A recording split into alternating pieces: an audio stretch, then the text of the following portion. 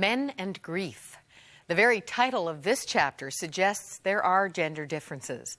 Of course, it's an overgeneralization, but there are clear genetic and cultural responses that are unique to men and important to understand.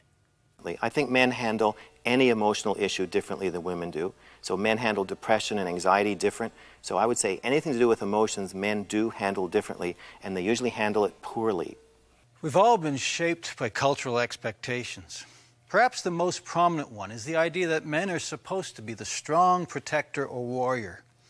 In the last few decades, expectations for men have been shifting somewhat, but these roles largely remain intact. Control.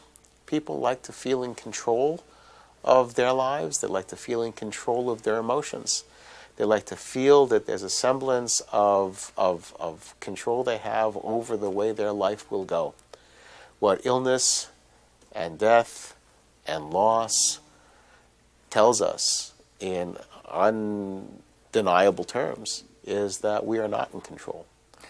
In North America, we subscribe to the idea of the male macho figure who internalizes feeling and copes with stress by overcoming. So no support is given to grieving males, for example, in experiencing or sharing their painful feelings. So they're more likely to experience pathological grief and to turn to alcoholism or drugs or overwork or too much sex in ways to cope with personal suffering. And people wanted to help, and I would be pushing them aside saying, no, I will make these decisions and I will do that. And I realized that I was reacting to that my world was no longer safe. My world was very vulnerable. And I responded by sometimes control, sometimes anger. Yeah, there's a clear-cut difference between the way men grieve and the way women grieve. However, there are some generalities.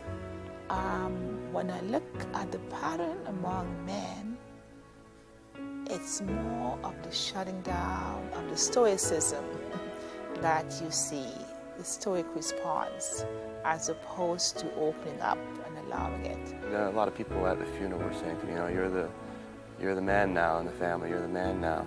And I felt a bit of pressure from that. While men experience the same challenges and emotions as women, they'll likely express the experience very differently. Perhaps the biggest difference is that men will show their grief over a much shorter period of time. People, I think, have this perception that men don't need certain things, that women need those things, and I think that men need them too. And those things are whatever they are, being taken care of maybe, or whatever. Well, the police were, well, we don't know, we've got somebody. I said, well, I know that you've got my son, and I need to see him, and I need to see him now, because everyone here is telling me he's dead. And, when somebody tells you your 14-year-old son's dead, I mean, it's like, no, I don't think so. As a man, as a father, you have to be a certain way, or you feel you have to be a certain way, and you just do. You are a certain way. I made the funeral arrangements. His mother was just incapable of it. In a general sense, I think men are more set up by a society to move away from their grief rather than towards it.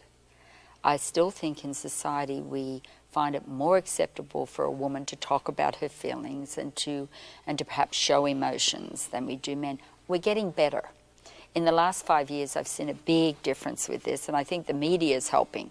Men are more outwardly expressing emotions on TV, and even big athletes, are crying and things like this, and it's becoming more acceptable. I think in the past it was more difficult for men to process.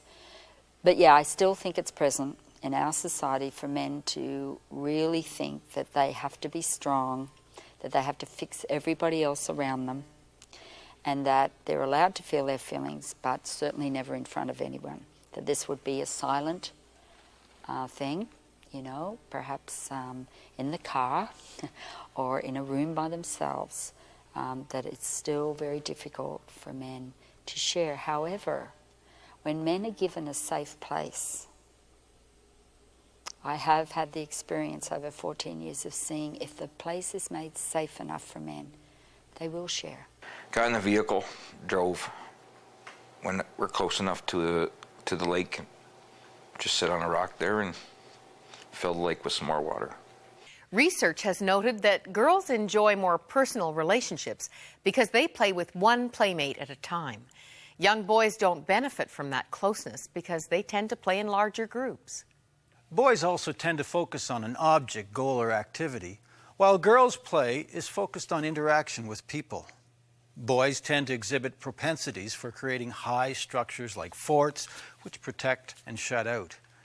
When men get together, they'll watch the Super Bowl game or fix a roof or go four-wheeling or fishing. In just a short few days or weeks following the funeral, men will feel ready to refocus on activities and the things that need to get done. Death usurps control, leaving the proud warrior defenseless.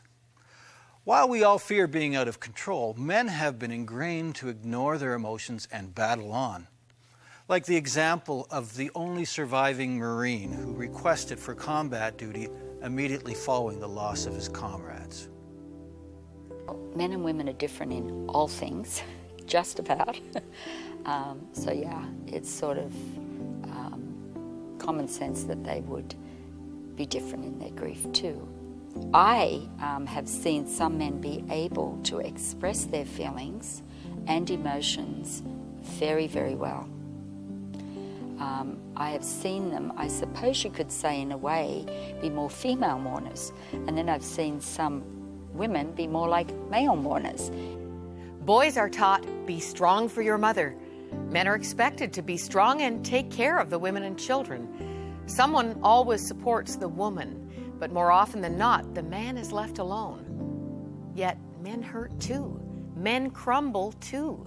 Men also need help.